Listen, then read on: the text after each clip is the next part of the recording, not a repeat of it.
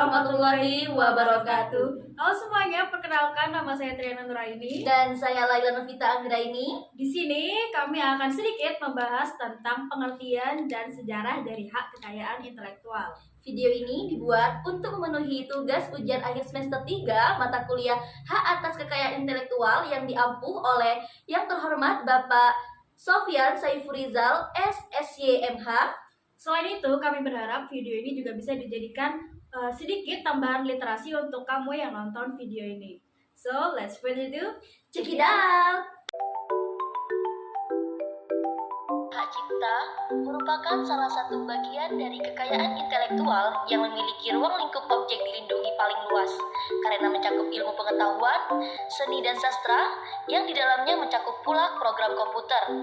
Perkembangan ekonomi kreatif yang menjadi salah satu andal Indonesia dan berbagai negara dan berkembang pesatnya teknologi informasi dan komunikasi mengharuskan adanya pembaruan undang-undang hak cipta.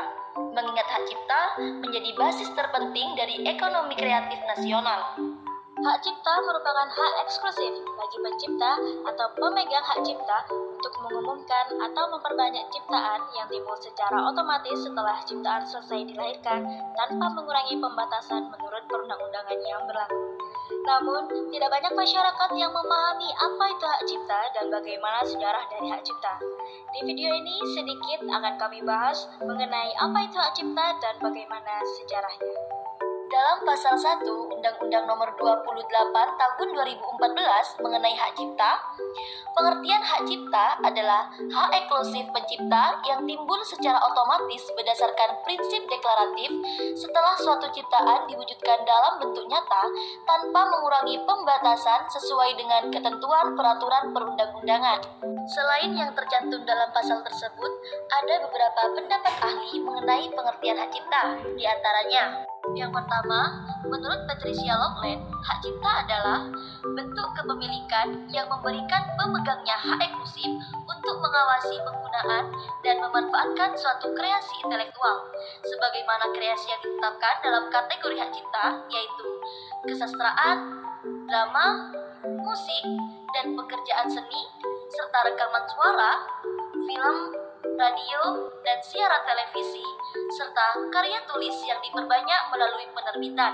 Dan yang kedua, menurut McHugh and Stewart, hak cipta adalah suatu konsep di mana pencipta seperti artis, musisi, dan pembuat film yang memiliki hak untuk memanfaatkan hasil karyanya tanpa memperoleh pihak lain untuk meniru hasil karya tersebut. Secara garis besar, hak cipta merupakan hak yang diberikan atau dimiliki oleh pencipta atas karya yang telah diciptakannya, sehingga pencipta dapat mengawasi dan memanfaatkan hasil karyanya.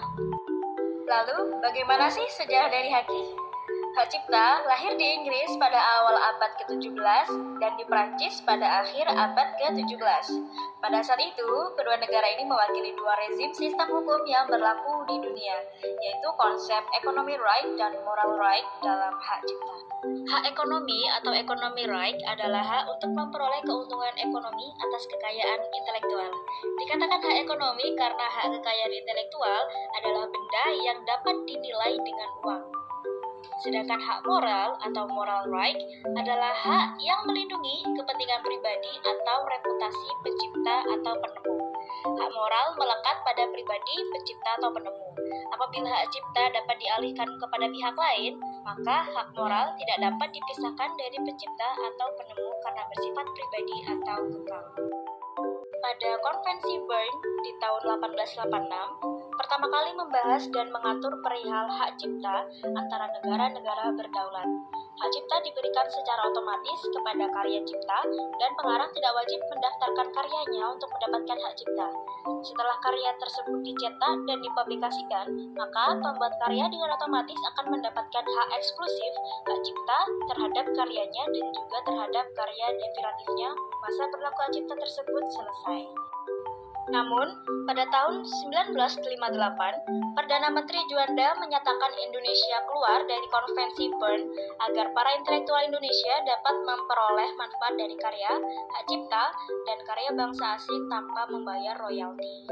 Dan pada tahun 1982, pemerintah Indonesia mencabut peraturan hak cipta berdasarkan Statute Authors Suite 1912 nomor 600 tahun 1912 dan mengesah Undang-Undang nomor 6 tahun 1982 tentang hak cipta.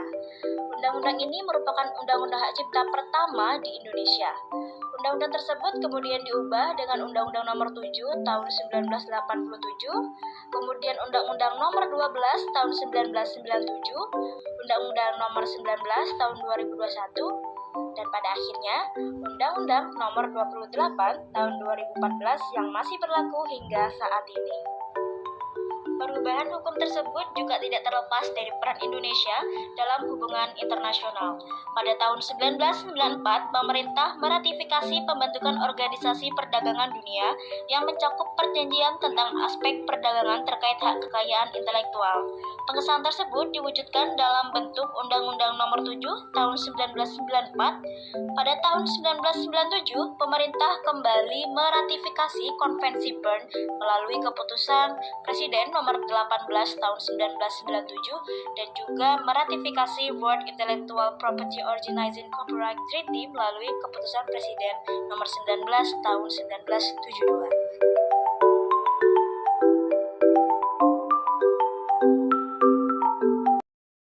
Kami belum libur guys, soalnya swasta. Tapi nggak apa-apa aja, biar kami tambah pintar, anjay.